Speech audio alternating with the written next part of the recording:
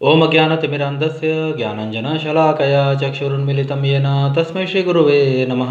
नमः ओं विष्णुपादाय कृष्णप्रेष्ठाय भूतले श्रीमते भक्तिवेदान्ता स्वामिनिति नामिने। नमस्ते सारस्वते देवे गौरवाणी प्रचारिणे निर्विशेषशून्यवादी पाश्चात्यदेशतारिणे। जय श्री कृष्ण चैतन्य प्रभु नित्यानंद श्री अद्वैत गदाधर श्रीवासादि श्री गौर भक्तवृंदा। हरे कृष्णा कृष्ण कृष्ण हरे हरे, हरे राम राम राम हरे हरे। वाञ्छाकल्पतरुभ्यश्च कृपा सिन्धुभ्यैव च पतितानां पावनेभ्यो वैष्णवेभ्यो नमो नमः। So Hare Krishna dear devotees, dear prabhujis, we are reading from, हम लोग श्रीमद् भगवद गीता यथारूप के तीसरे अध्याय कर्म योग का अध्ययन कर रहे हैं और अब हम 8वें श्लोक का अध्ययन करने जा रहे हैं। तो भगवान श्री कृष्ण अपने कर्म योग पर अपनी वार्ता को जारी रखते हुए अर्जुन जी से आगे कह रहे हैं, नियतम कुरु कर्म त्वं कर्म ज्यायो हि कर्मणा शरीर यात्रा पिचते न प्रसिद्धेत कर्मणा। तो बहुत ही भव्य श्लोक। नियतम कुरु कर्म त्वं कर्म ज्यायो हि कर्मणा शरीर यात्रा पिचते न प्रसिद्धेत कर्मणा। नियतम कुरु कर्म त्वं कर्म ज्यायो हि कर्मणा शरीर यात्रा पिचते न प्रसिद्धेत कर्मणा।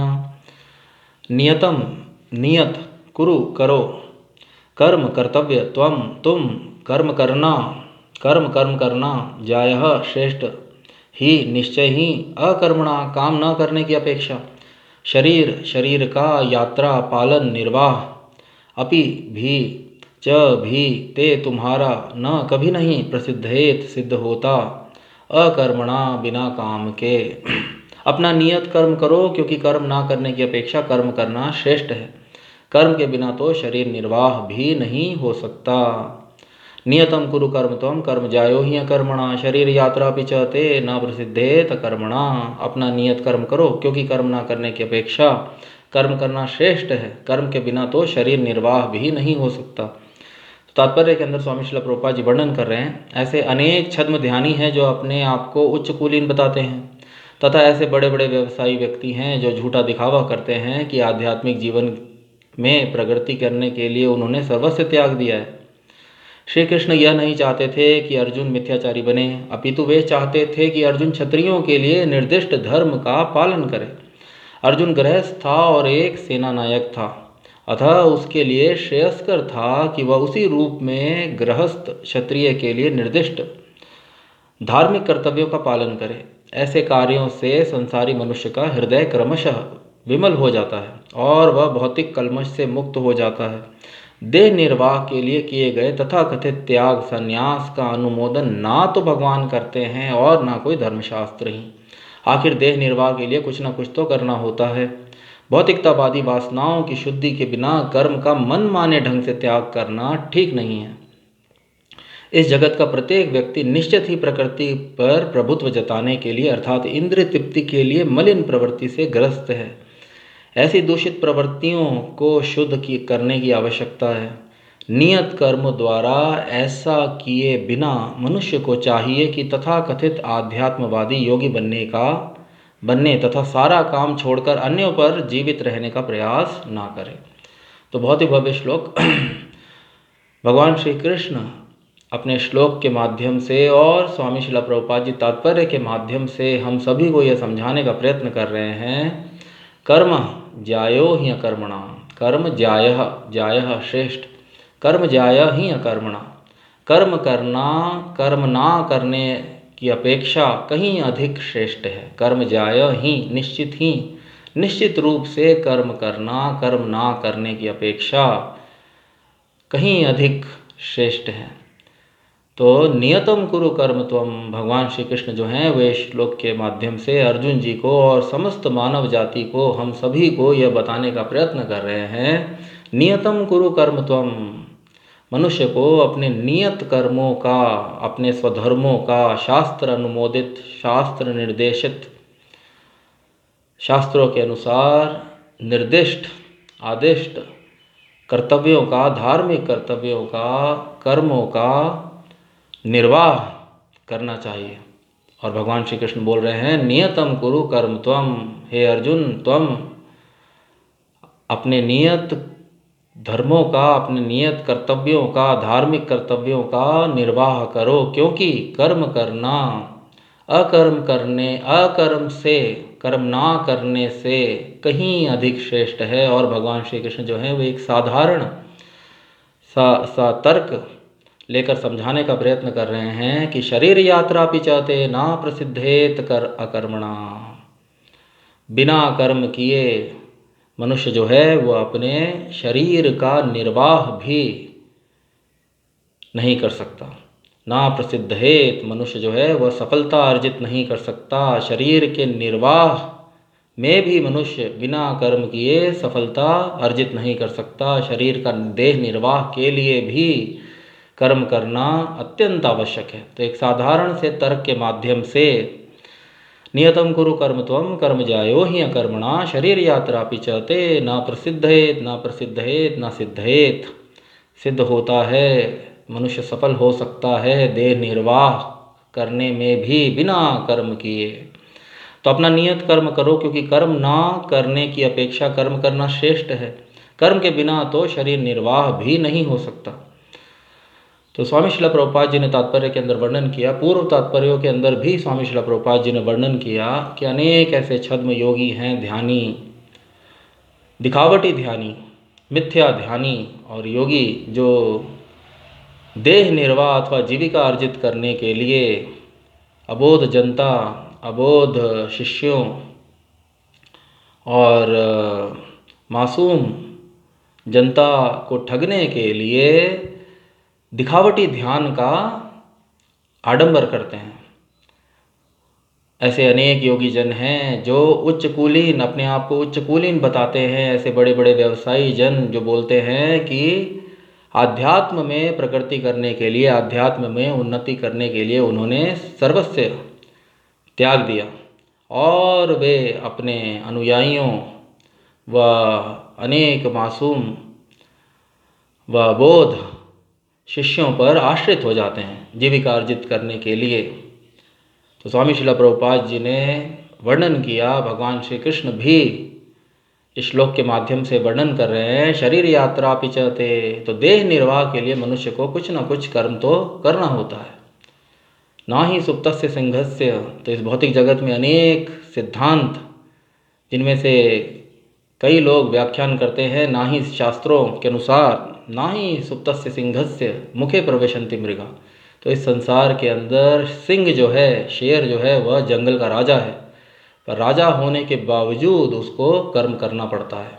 उसके मुख में भी अपने आप मृग जो है या उसका भोजन आकर अपने आप उसके मुख में प्रवेश नहीं करता।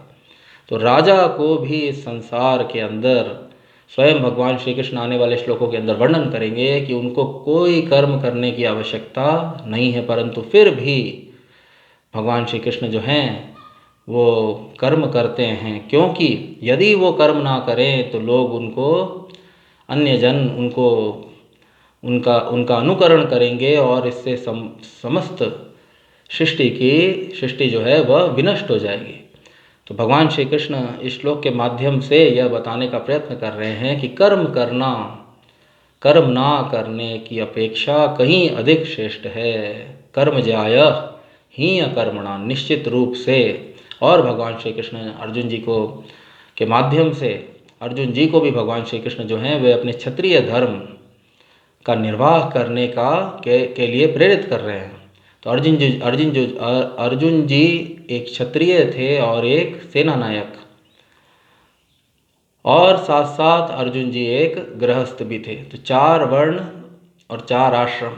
तो अर्जुन जी गृहस्थ आश्रम और क्षत्रिय वर्ण से संबंधित है। तो भगवान श्री कृष्ण उनको गृहस्थ तथा क्षत्रियों के लिए निर्देशित, शास्त्रों द्वारा निर्देशित कर्तव्यों का, धार्मिक कर्तव्यों का पालन करने का उपदेश दे रहे हैं, उनको प्रवृत्त करने का प्रयत्न कर रहे हैं, और समस्त मानव जाति को यह बताने का प्रयत्न कर रहे हैं कि मनुष्य को अपने नियत कर्मों का, शास्त्रों द्वारा आदिष्ट, शास्त्रों द्वारा निर्देशित अपने नियत कर्मों का, अपने स्वधर्मों का, अपने धार्मिक कर्तव्यों का निर्वाह अवश्य करना चाहिए। और अनायास संन्यास अथवा अनायास अकस्मात मनमाने ढंग से मनुष्य को अपने कर्तव्यों का त्याग नहीं करना चाहिए आध्यात्मिक उन्नति के लिए। तो अनेक ऐसे छद्म योगी जो ऐसा दिखावा करते हैं कि वे आध्यात्मिक उन्नति के लिए आध्यात्मिक उन्नति के लिए उन्होंने सर्वस्व त्याग दिया, परंतु वे कृष्ण भावना अमृत कर्मों में संलग्न नहीं होते। वे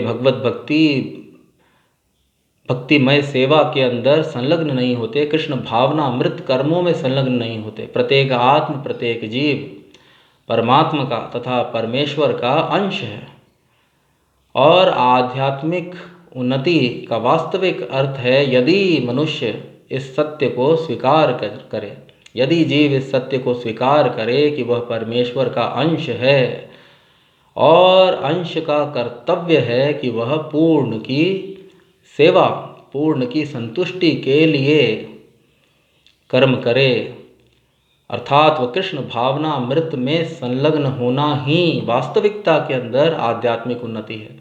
तो दिखावटी योगी, दिखावटी अथवा छद्म योगी जो हैं मिथ्याचारी, जिनका भगवान श्री कृष्ण ने पूर्व श्लोकों में वर्णन किया, तो मिथ्याचारी व्यक्ति कभी भी कृष्ण भावना अमृत कर्मों में संलग्न नहीं होते और झूठे ध्यान का वे दिखावा करते हैं और केवल जीविका अर्जित करने के लिए वे अन्यों पर आश्रित हो जाते हैं। तो स्वामी श्रील प्रभुपाद जी और भगवान श्री कृष्ण इस श्लोक के माध्यम से समस्त जीवों को बताने का प्रयत्न कर रहे हैं कि जीविका अर्जित करने के लिए, देह का निर्वाह करने के लिए मनुष्य को कुछ न कुछ कर्म तो करना होता है।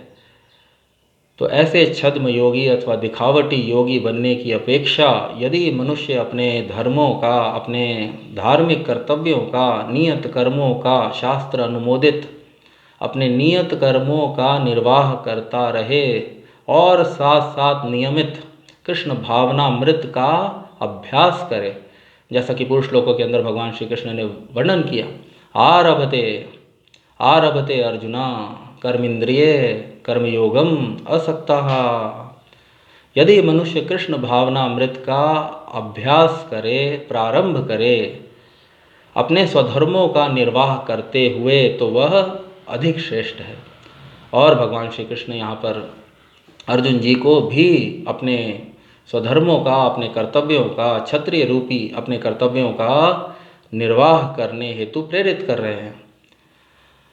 तो ऐसे अनेक छद्म ध्यानी हैं जो अपने आप को उच्च कुलीन बताते हैं, तथा ऐसे बड़े बड़े व्यवसायी व्यक्ति हैं जो झूठा दिखावा करते हैं कि आध्यात्मिक जीवन में प्रगति करने के लिए उन्होंने सर्वस्व त्याग दिया है। श्री कृष्ण यह नहीं चाहते थे कि अर्जुन मिथ्याचारी बने, अपितु वे चाहते थे कि अर्जुन क्षत्रियों के लिए निर्दिष्ट धर्म का पालन करे। तो भगवान श्री कृष्ण जो हैं वे अर्जुन के मित्र हैं और भगवान श्री कृष्ण जो हैं वे अर्जुन ही नहीं समस्त जीवों के, जैसा कि भगवान श्री कृष्ण जो हैं आने वाले श्लोकों के अंदर इसका वर्णन करेंगे, सुहृदम सर्वभूतानां।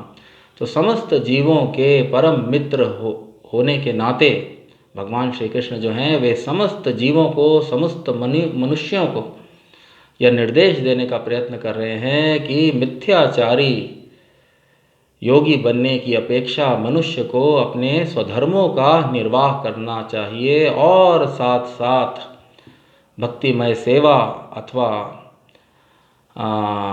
कृष्ण भावनामृत में संलग्न होने का प्रयत्न करना चाहिए, जिसके माध्यम से मनुष्य हृदय में स्थित अनेक मलिन प्रवृत्तियों से अपने आप को पूर्णतया शुद्ध कर सकता है।